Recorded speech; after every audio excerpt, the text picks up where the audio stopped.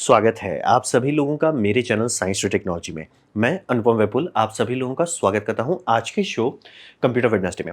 आज हम लोग एक ओवरव्यू लेंगे गेम इंजन्स के बारे में। तो आइए इसे समझते हैं। तो सबसे पहले समझिए जब आप गेम इंजन देखते हैं ये है क्या। तो बेसिकली समझिए ये एक बहुत कॉम्प्लेक्स चीज़ है। आजकल फ्री में मिलता है तो हम लोग समझते नहीं कि कितना बड़ा कॉम्प्लेक्स सिस्टम है। ये सॉफ्टवेयर स्टैक के मामले में one of the most complex माना जाता है। मतलब ये काफ़ी कॉम्प्लेक्स है। और इसमें जनरली आज के टाइम में जब 3D करते हैं तो ये आपको एक 3D वर्चुअल स्पेस देता है। अब रहा बात कि 3D वर्चुअल स्पेस का कोई मतलब नहीं है, उसमें कैलकुलेशंस होते हैं लेकिन उसका कोई काम नहीं है। तो उसके उसको कैमरा का भी एल्गोरिदम लगाना पड़ता है, यानी कि रेंडर, यानी जो आप व्यू पोर्ट में देख रहे हैं, गेम में देख रहे हैं, ये 3D डेटा को लेके कैमरा प्रोटोकॉल का इस्तेमाल करके उसे रेंडर करते हैं। ये रेंडर आपकी स्क्रीन पे दिखता है और ये उतना आसान नहीं होता। आप सोचो ना, बस मैं मतलब कि 3D तो है, तो तुरंत कन्वर्ट करने के लिए उसका पूरा जो रेस्टराइजेशन प्रोसेस है वही बहुत फचांग है और वो बहुत स्पीड से आपको करना होता है। और प्लस सारा ड्राइवर चाहिए हार्डवेयर के लिए। ये एक बहुत बड़ा समस्या है आज के टाइम के लिए। कंसोल्स के लिए थोड़ा आसान है, लेकिन जैसे ही आप पीसी करेंगे तो सब बहुत ज़्यादा हार्डवेयर हो जाता है। तो ये एक सीरियस समस्या बनता है कि सबका ड्राइवर, आपका डिस्प्ले ड्राइवर हो जाए, आपका ऑपरेटिंग सिस्टम ड्राइवर हो जाए, आपका ऑडियो ड्राइवर हो जाए, हर चीज़ जो चाहिए उसको उसमें होना चाहिए।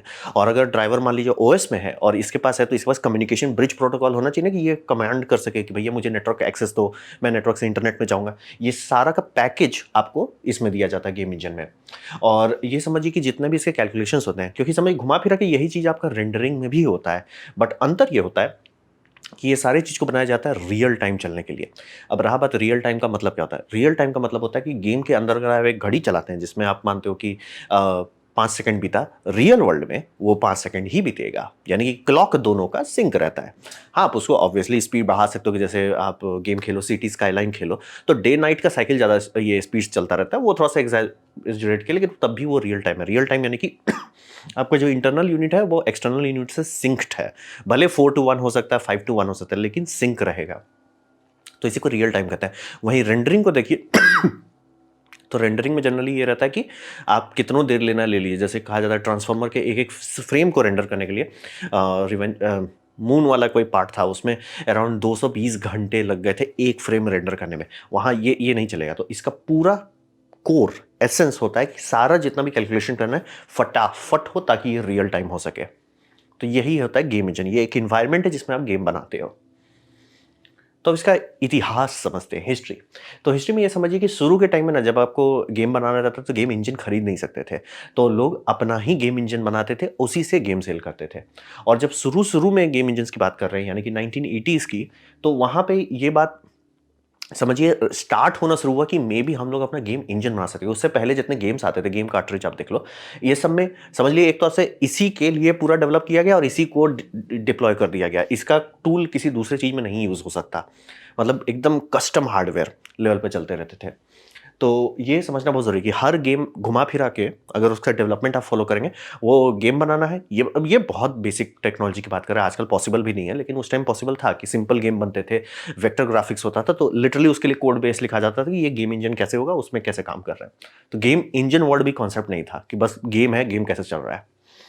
तो ये शुरू-शुरू में होता था। फिर आप देखिए जब होम कंसोल का जब ये आया, मतलब पूरा सैलाब आ गया, खासतौर पे निंटेंडो का, तो ये 1980s में हुआ, मिड 1980s में हुआ। और यहाँ पे इन हाउस गेम इंजन का डेवलपमेंट शुरू हुआ। यानी कि निंटेंडो जो है, उन्होंने अपने लिए 2D का डेवलपमेंट के लिए एक इकोसिस्टम बनाया, गेम इंजन बनाया बेसिकली।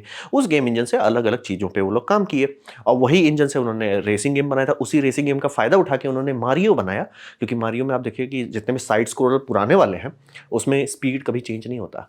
मारियो है कि आप तेज़ी से चलोगे, स्पीड चेंज हो जाता है। ये कहाँ से आ गया? ये इन्होंने पिछले गेम के लिए डेवलप किया था, तो कंट्रोल सी कंट्रोल वी कर लिया है। तो ये कॉन्सेप्ट कि आप एक टूल किट बनाओ, वो टूल किट हर चीज़ में यूज़ होगा, ये खुल गया। 1980 में ये खाता खुल गया। और ये समझिए कि सब सब कंपनी उस टाइम तक जो लोग बना रहे थे, चाहे वो आपका बाकी सारे सिस्टम भी हो जाएँ, जैसे सोनी हो जाए, सब लोग का हो गया कि भैया 1980s लेट निंटेंडो हो जाए, सेगा हो जाए, कि सबका अपना in house development tool kit बनना शुरू हो गया। फिर 3D गेम जब मिड 1990s में गाड़ी उसकी खुली, तब जाके अनरियल इंजन आया। और अनरियल ये क्रैक कर चुके थे उस टाइम तक कि भैया अनरियल जो हम टूल किट बना रहे हैं, ये टूल किट ही बिक सकता है। गेम छोड़िए, आप लोग शुरू का आइडिया ये था गेम इंजन बनाओ, उसमें गेम बनाओ, गेम बेचो। फिर हुआ कि भैया हम स्टूडियो हैं, खूब सारे गेम बनाएंगे कंसोल के, गेम इंजन बनाओ, उससे कई सारे गेम बनाओ, बेचो। अब किसी को समझ में आया कि सर इतना हाई तो हम लोग कर रहे हैं, वो तो करना ही पड़ेगा, आपको गेम इंजन बनाना पड़ेगा। क्या होगा अगर गेम इंजन ही बेच दें, मतलब गेम भी बेच रहे हैं, गेम इंजन भी बेच रहे हैं, डबल रेवेन्यू होगा। तो ये खाता 1998 में अनरियल इंजन मतलब कहा जाता है, मतलब ऐसा समझिए, ऐसा काफ़ी लोग ट्राई भी कर रहे थे, अनरियल काफ़ी पॉपुलर हो गया, तो इसीलिए जनरली 1998 के टाइम में कहा जाता है अनरियल जो है गाड़ी आगे बढ़ा लिया कि भैया ठीक है चलो आगे बढ़ते हैं। ये हुआ इतिहास। तो अब बात करते हैं इन हाउस इंजन्स के बारे में। तो इन हाउस में समझिए कि अगर लॉन्ग टर्म आप चलना चाहते हैं, जैसे कि भैया मैंने फोर्जा में काम किया है, तो फोर्जा वालों का जब उन्होंने गेम स्टार्ट किया था, नीड फॉर स्पीड उस टाइम बहुत बड़ी बात थी। तो उन्होंने कहा कि भैया लॉन्ग टर्म में भिड़ना है ना, तो आप किसी के भरोसे नहीं चल सकते, लॉन्ग टर्म में आपके पास अपना होना चाहिए। तो गेम इंजन अगर बनाना है तो कंसोल इसके लिए सबसे आसान होता है। जैसे कि अगर आपको फोर्जा बनाना है और आपका है कि भैया हम इसे एक्सबॉक्स पे रिलीज करेंगे, हम इसे प्ले स्टेशन पे रिलीज करेंगे, उनका आप डेव किट लोगे, काम खत्म, आप सारा चीज़ खुद से कर सकते हो। और रहा बात कि आपको बहुत ज़्यादा ड्राइवर का भी झंझट नहीं लेना है क्योंकि हार्डवेयर फिक्स्ड है, लेकिन पीसी मुश्किल हो जाता है। इसीलिए देखिए बहुत सारे गेम जो बने हैं इस तरह वाले में, उसे पीसी में पोर्ट करने में बहुत टाइम लगता है। तो इसमें फ़ायदा क्या होता है इतना फजांग लेने का? कंट्रोल ओवर एवरीथिंग, यानी कि ये गेम इंजन जो बनाया जा रहा है इसका नाम है फ्यूल। तो फ्यूल गेम इंजन में हर चीज़ कंपनी कंट्रोल करती है, यानी कि फोर्जा डिज़ाइन करती है, क्योंकि इनका रेसिंग गेम पे पूरा फोकस था। तो बहुत एडवांस है, जैसे कि इस समय जो आप मेश देख रहे हैं उसमें नॉर्मल है, वो नॉर्मल के बेसिस पे ये कंट्रोल करते थे कि आपका गाड़ी कैसा बिहेव करेगा। और इनका ये होता था कि रेंडर भले 120 एफपीएस पे हो जाए, लेकिन गेम इंजन जो फिजिक्स कैलकुलेशन कर रहा है वो 300 हर्ट्ज तक पे चलता था। तो बहुत सारा यूनिक चीज़ है, तो वो एक ही चीज़ के लिए फोकस किए। तो अब फोर्जा का 2 लाइनअप है, फोर्जा मोटरस्पोर्ट और फोर्जा होराइजन। तो समझिए उन्होंने गेम इंजन बनाया, उसी को पॉलिश करते गए, पूरा कंट्रोल हो गया। फिर आप एक और गेम स्टूडियो का नाम सुने होंगे, जैसे सेंट मोनिका कैनेटिक इंजन्स। अब बोलेंगे इससे क्या बना है? गॉड ऑफ वार का नाम सुने हैं, वो उससे बनाया गया। तो इन हाउस बहुत चीज़ का है।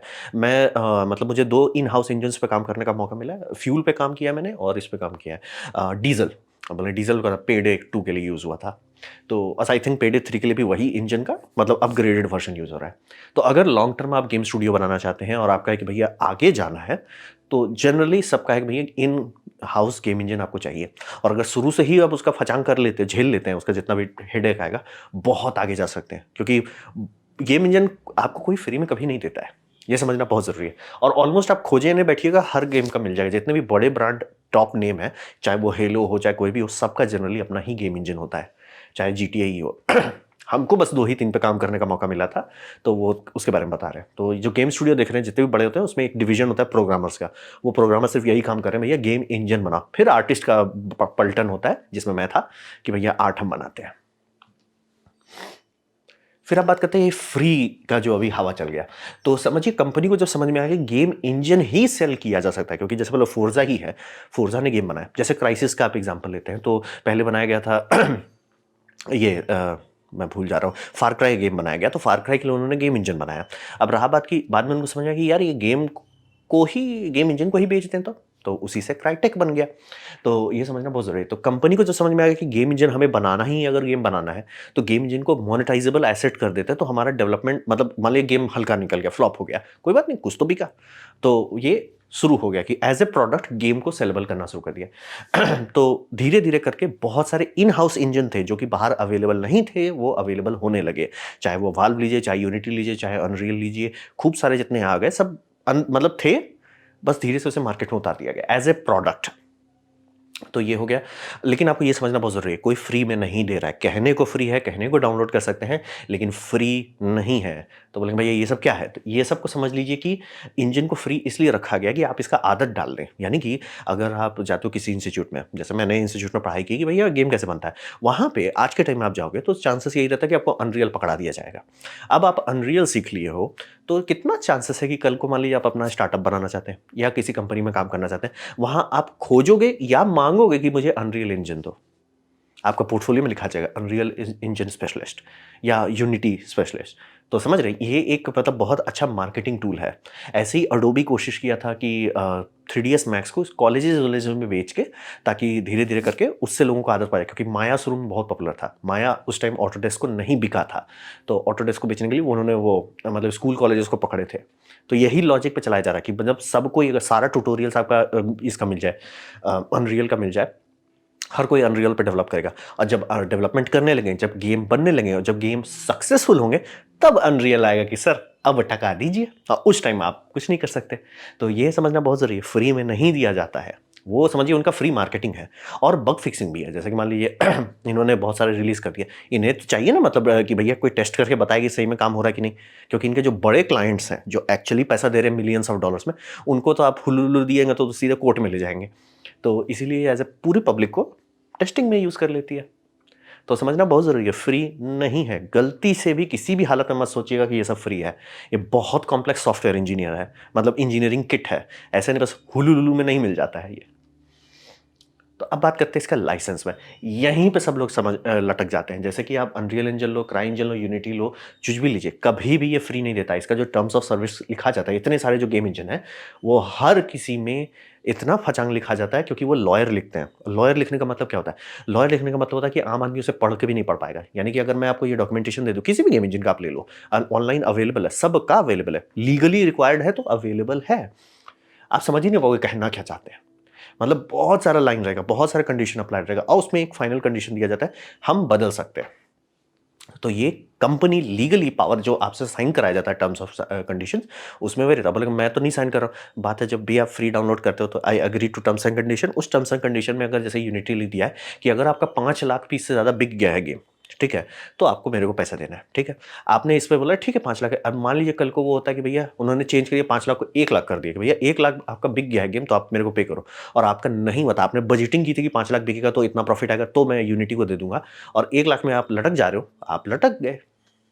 तो ये समझना बहुत ज़रूरी है कि लाइसेंस के लिए अगर कोई गेम स्टूडियो बनाना चाह रहा है या कुछ भी समझना चाह रहे हैं, प्लीज़ टाइम लेके इसको पढ़िए। और अगर सही में सीरियस है तो प्लीज़ किसी लॉयर से बात कीजिए, ताकि गेम इंजन खरीद लेने कूद जाएँ और बाद में सिर पीटते रह जाएँ, बहुत भारी नुकसान पड़ेगा। और समझ लीजिए हर जितने भी ट्रिपल ए टाइटल्स हैं और जनरली सब इन हाउस में बनते हैं। मतलब अनरियल में हम लोग उछलते हैं, क्राई इंजन में, यूनिटी में, ये सब में बहुत कम है। यूनिटी मोबाइल में बहुत सक्सेसफुल है, मोबाइल में उस तरह का डेवलपमेंट नहीं हुआ। लेकिन अगर आपको ट्रिपल ए टाइटल बनाना है, जनरली लोग अभी भी कहेंगे भैया फचांग है, बहुत तकलीफ होगा, बहुत दर्द होगा, लेकिन अगर आप बना लेते हो अपना इंजन तो ये टर्म्स ऑफ सर्विस गच्चा नहीं कर देंगे और वो टेक्नोलॉजी बन जाती है। एंड में आप ही सेल कर सकते हो।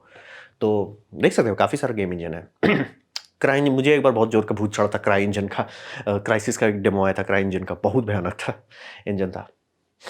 तो वही समझना बहुत ज़रूरी है कि लाइसेंस कभी भी फ्री नहीं होता, शुद्ध फ्री नहीं होता। इसीलिए अगर आप स्टूडियो बना रहे हैं, फ्री इंजन पे चल रहे हैं, प्लीज़ किसी लॉयर से एक बार पढ़वा लीजिए कि सर ये टर्म्स एंड कंडीशन थोड़ा इंसानी भाषा में ट्रांसलेट कीजिए। लॉयर भाषा लीजिए, ट्रांसलेट कीजिए इंसानी भाषा में, तब पता चलेगा कि कहाँ कहाँ पे कंडीशंस अप्लाइड है। तो समझना बहुत ज़रूरी है। तो यूनिटी जो अभी रिसेंटली कर रहा है, जैसे तांडव हो रहा है लोगों का, वो यूनिटी के राइट्स में, अच्छी बात है कि बुरी बात है वो अलग बात है। उनको है कि सर हमें पैसा चाहिए, हम लेंगे, आप क्या करोगे? क्योंकि आपने तो टर्म्स साइन किया था। तो ये था मेरा presentation, just a rough overview ले लेंगे गेम इंजन क्या होता है। उम्मीद करता हूँ आपको अच्छा लगा, कुछ सीखने मिला, कुछ समझ में आया। अगर ऐसा है, लाइक कर दे, दोस्तों शेयर कर दो, उससे मेरा काफ़ी भला होगा। नहीं अच्छा लगा, नहीं पसंद आया, कोई बात नहीं, आप डिसलाइक दबा सकते हैं। मैं कहूँगा डिसलाइक 2 बार दबाएं, उसे मुझे पता चलो कितना ना पसंद हुआ है। मैं आपसे कहूँगा कमेंट लिखें, मैं हर कमेंट को पढ़ने की कोशिश करता हूँ। आपसे कहूँगा सब्सक्राइब कीजिए, बेल दबाइए अगर आप फ्री हैं तो। आपने वीडियो देखा जानकर मुझे बहुत खुशी हुई। धन्यवाद।